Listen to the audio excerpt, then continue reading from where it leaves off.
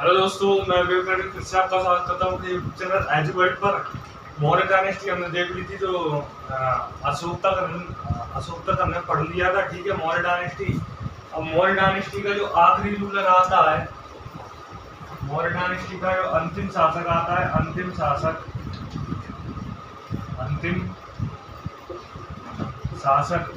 कौन है? बृहद्रथ बृहद्रथ अंतिम शासक जो आता है कौन है? बृहद्रथ। अंतिम शासक कौन है मौर्य डायनेस्टी का? बृहद्रथ। इसका मौर्य डायनेस्टी का मौर्य डायनेस्टी का अंतिम शासक कौन है? बृहद्रथ। अगर मैं आपको मौर्य डायनेस्टी की जीनियोलॉजिकल टेबल पढ़ाऊं, वंशावली, पहले कौन था शासक था, फिर उसके बाद कौन बना। ठीक है, तो वंशावली देख लेते हैं एक बार, जिससे आपको पूरा आइडिया लग जाएगा। वंशावली जैसे होता नहीं है, पहले आपके दादा आए, फिर उनके बाद पापा, फिर उनके बाद आप, फिर उनके बाद आपके बच्चे इसकी। ठीक है, तो वंशावली तो सबसे पहले कौन आए? चंद्रगुप्त मौर्य। चंद्रगुप्त। ठीक है, फिर उनके बाद कौन आए? शासक कौन बने? बिंदुसार। उनके बाद कौन बने? तो बिंदुसार। ठीक है, बिंदुसार। उनके बाद कौन बने? तो अशोक। ओके, अशोक। अब अशोक के कितने लड़के थे, कितने सन्स थे अशोक के? 4 सन्स थे। चार सन्स थे। कौन कौन से थे? एक तो था जलूका। ठीक है, कुणाल, जलूका, कुणाल, तिवाला। ठीक है, जलूका, कुणाल, तिवाला, और एक और था।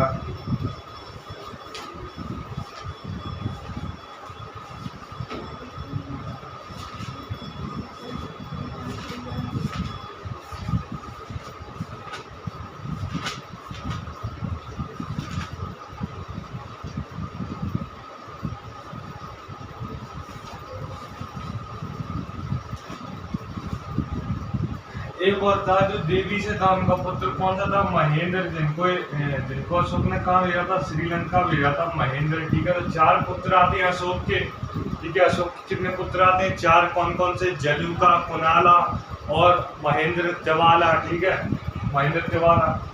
जलूका का कौन सी पत्नी से था? तिस्रक्षा से था। कुणाल कौन सी पत्नी से था?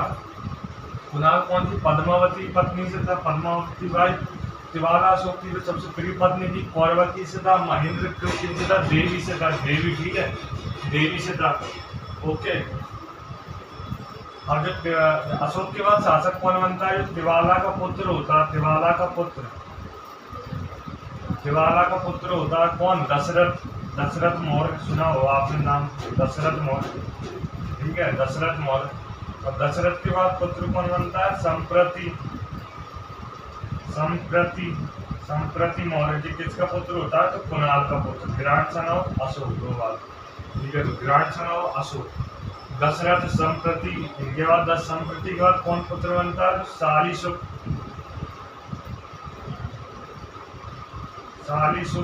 ओके, शालीसुख। बता रहा हूँ लास्ट रूलर कौन है। ठीक है, संप्रति ऐसे नहीं, संप्रति ऐसे आएगा, संप्रति। तो उसके बाद कौन आता है? शालीसुख।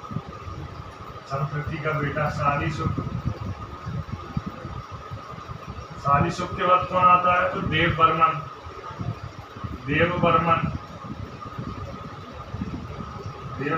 ऐसे इधर है। ठीक है, देववर्मन के बाद कौन आता है? तो शतधनवान। इनके बाद जो आता है लास्ट रूलर कौन आता है? तो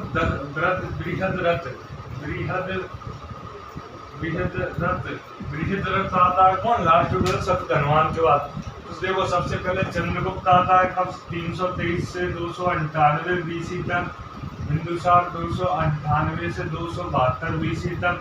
अशोक कब आता है? 259 से 232 बीसी तक। उनके बाद जो उनके ग्रैंडसन और ग्रैंडसन के बेटे राज करते हैं कब तक? ठीक है। तो बृहद्रथ, और इसी बृहद्रथ की हत्या 185 बीसी में इसी का मंत्री कर देता है कौन?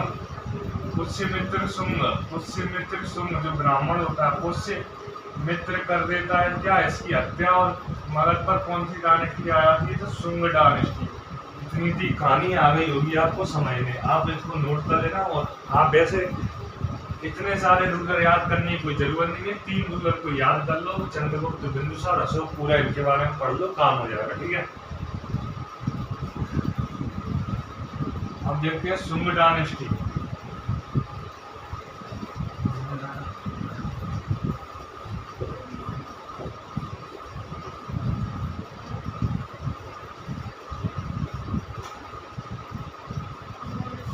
अब देखते हैं शुंग डायनेस्टी, शुंग वंश। तो कौन सा वंश?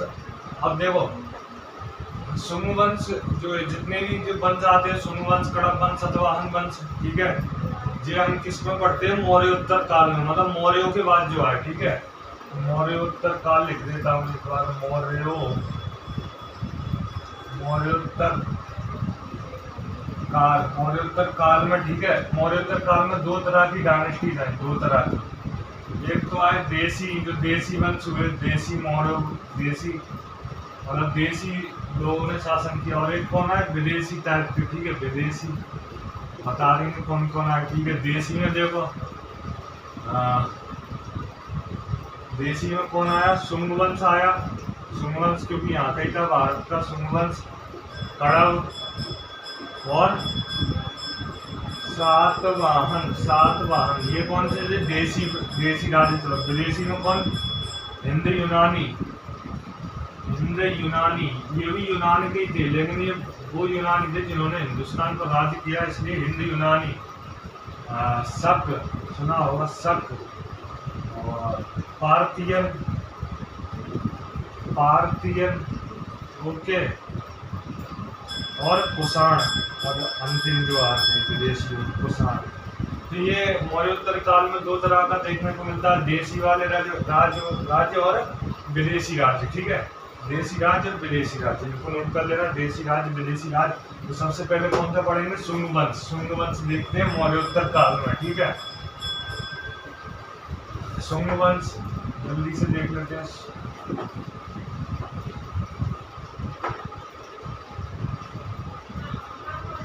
शुंग वंश कब से कब तक? तो 185 से लेकर 73 बीसी तक।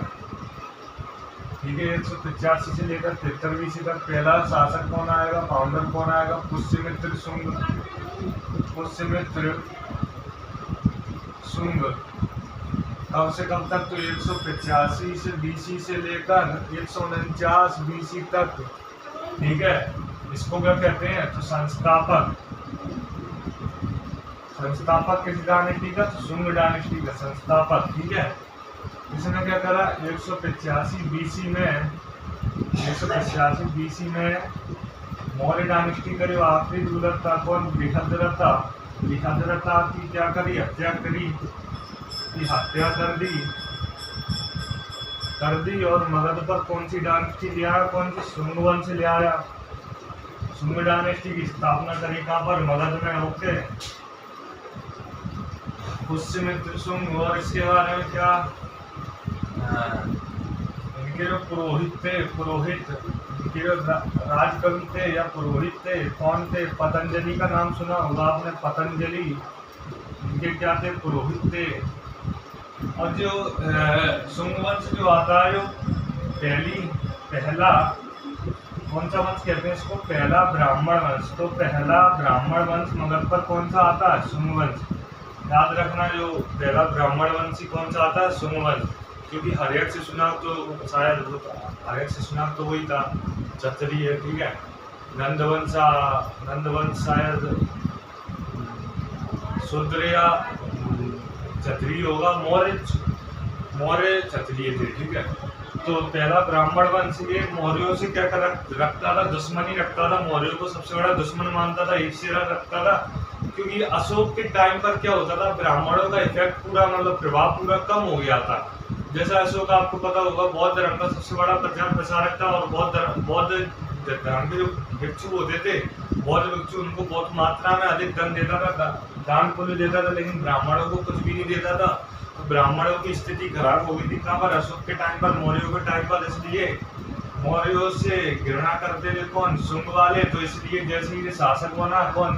पुष्यमित्र शुंग, इसने क्या तोड़वा दिया? अशोक के 84,000 स्तूप, 84,000 स्तूप तोड़वा दिए, स्तूप डिस्ट्रॉय करवा दिए, स्तूप नष्ट करवा दिए, नष्ट। वैसे कहीं तो कोई बहुत से इतिहासकार नहीं मानते कि इसने 84,000 करवाया, बहुत से इतिहासकार मानते हैं कि इसने 8 या 9 करवाए, उतने ज्यादातर इतने कोई कैसे करवा सकता है। तो 84,000 स्तूप नष्ट करवा दी। इसने क्या रखे? इसने क्या करा? 2 अश्वमेध यज्ञ करे, अश्वमेध यज्ञ करे, और 2 अश्वमेध यज्ञ करे। और उनका पुरोहित कौन बनाया? पुरोहित कौन था 2 अश्वमेध यज्ञ का? तो पतंजलि, ओके, पतंजलि कौन था इनके 2 अश्वमेध यज्ञ का पुरोहित? अश्वमेध यज्ञ आपको पता ही होगा कि मतलब राजा जो लोग होते थे पुराने टाइम में अपने घोड़ों को छोड़ दिया करते थे। जितने एरिया तक घोड़े चलने जाया करते थे, घूमने जाया करते थे, वो एरिया किसके अंडर में आता था? राजा के अंडर में आ जाता था। उसका राजा का कब्जा हो जाता था। अगर किसी ने घोड़े को पकड़ लिया या रोक लिया तो युद्ध किससे होता था? राजा से होता था उसका, ठीक है। 2 अश्वमेध यज्ञ करे इसने। सबसे बड़ी बात जो पेपर में पूछी जाती है, इसकी राजधानी कहाँ थी? राजधानी कहाँ थी? तो विदिशा में थी, विदिशा में।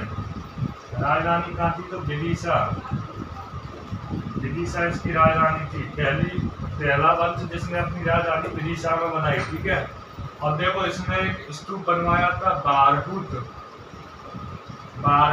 स्तूप कहाँ पर बनवाया था? तो मध्य प्रदेश, एमपी में एक जगह सतना, वहां पर बनवाया था इसने बारहूत स्तूप, ठीक है। बारहूत स्तूप पेपर में पूछा जाता है। बारहूत स्तूप कहाँ पर है?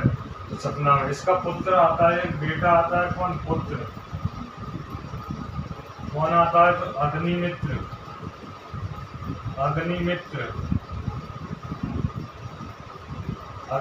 ओके।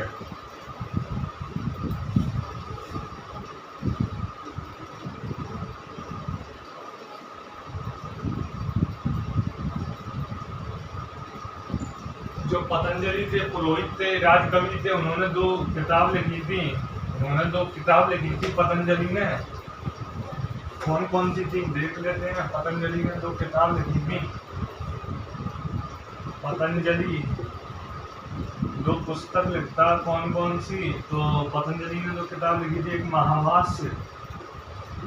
महावास्य और योग सूत्र, ओके। जो पुष्यमित्र शुंग ने किसको हराया था? मिनांडर को हराया था। आगे चलकर पढ़ेंगे मिनांडर कौन था, ठीक है। मिनांडर कौन था? मिनांडर इंडो ग्रीक वाले थे। मिनांडर को हराया था, शासक था इंडो ग्रीक, ओके। मिनांडर को इसने हराया था, पराजित किया था इसने, पराजित। लेकिन ये पुष्यमित्र शुंग खुद किससे हार गया था? कलिंग के राजा खारवेल से। कलिंग के जो शासक थे, आते कौन? खारवेल, जिनका हाथी गुम्फा अभिलेख भी है। खारवेल ने किसको हराया? पुष्यमित्र शुंग को, याद रखना। पुष्यमित्र शुंग ने किसको हराया? मिनांडर को हराया, इंडो ग्रीक रूलर। और पुष्यमित्र शुंग को किसने हराया? तो खारवेल ने हराया, ठीक है। अब देख लेते हैं द्वितीय शासक, मतलब इसके बाद जो इसका बेटा बनता है पुष्यमित्र शुंग के बाद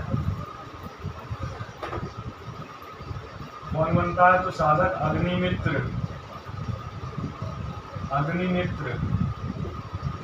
कब से कब तक? तो 149 बीसी से लेकर 141 बीसी तक, ठीक है। सेकंड रूलर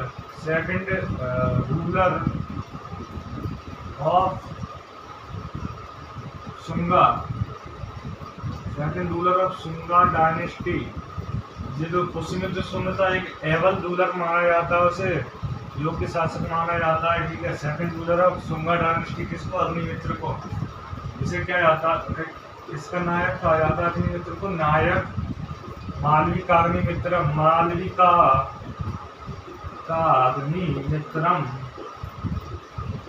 मालविकाग्निमित्रम का नायक हीरो किसको कहा जाता है? तो अग्निमित्र को। मालविकाग्निमित्रम क्या है? तो एक संस्कृत की पुस्तक है, संस्कृत की पुस्तक है जो किसके द्वारा लिखी गई है? कविराज कालिदास, कवि कुल शिरोमणि कालिदास के द्वारा लिखी गई है। ठीक है, नायक इसका मालविकाग्निमित्रम। इसमें बताया जाता है, इसमें किसकी कहानी है? तो मालविका, मालविका और अग्निमित्र की इसमें कहानी है। मालविका और अग्निमित्र की क्या प्रेम कहानी बताई गई है इस पूरी बुक में, इसलिए नाम है मालविकाग्निमित्रम। तो मेन जो कैरेक्टर है, पात्र है, वो कौन है? अग्निमित्र है। ठीक है, तो इसलिए इसको क्या कहा जाता है? नायक, मतलब हीरो मालविकाग्निमित्रम। इसके बारे में बस यही याद रखना था। ठीक है, ज़्यादा ये इम्पोर्टेंट नहीं है, सुंदरानी की। और इसके बाद जो आया रुद्र, वो कौन था? वागभद्र, वागभद्र, वागभद्र, वागभद्र। ठीक है, इसके बारे में याद रख लेना। इसने हेलियोडोरस, इसने विदिशा में क्या बनवाया? इसने विदिशा मध्य प्रदेश में क्या बनवाया? विदिशा मध्य प्रदेश में। तो इसने हेलियोडोरस का स्तंभ बनवाया, गरुड़ स्तंभ अभिलेख, गरुड़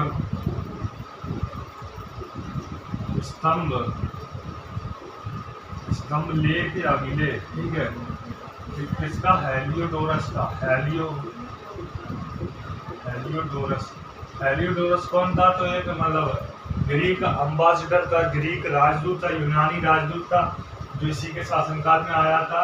तो हेलियोडोरस क्या था? भागवत धर्म से बहुत प्रभावित हुआ जब वो मध्य प्रदेश में आया। तो भागवत धर्म उसने पढ़ा, विष्णु भगवान के बारे में, तो बड़ा प्रभावित हुआ। तो उसी के लिए हेलियोडोरस ने क्या बनवाया? गरुड़ स्तंभ अभिलेख बनवाया। कहाँ पर? विदिशा मध्य प्रदेश। मतलब बहुत गरुड़ जी की मूर्ति है जिसके ऊपर लेख लिखा है। ठीक है, तो यही क्वेश्चन पूछा जाता है इससे। तो याद रखना, हेलियोडोरस किसके दरबार में आया था? इसी के दरबार में आया था। कौन? हेलियोडोरस। दरबार में आया था कौन? हेलियोडोरस। भागवत के बाद एक और रूलर आता है कौन? देवभूति।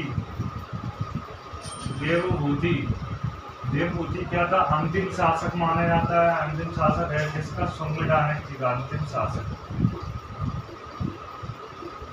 शासक। इसे 73 BC में किल्ड कर दिया जाता, हत्या कर दी जाती इसकी 73 BC में। किसने? तो हसीन महासुका, कड़व डायनेस्टी, मतलब बासुमित्र ने हत्या कर दी इसकी और मगध पर कड़व डायनेस्टी फाउंड की। ओके, तो इतनी हिस्ट्री याद रख लेना। शुंग डायनेस्टी से रिलेटेड क्वेश्चन इनसे बनेंगे। अगर आपको वीडियो अच्छी लगे तो लाइक शेयर और सब्सक्राइब करना। Thank you.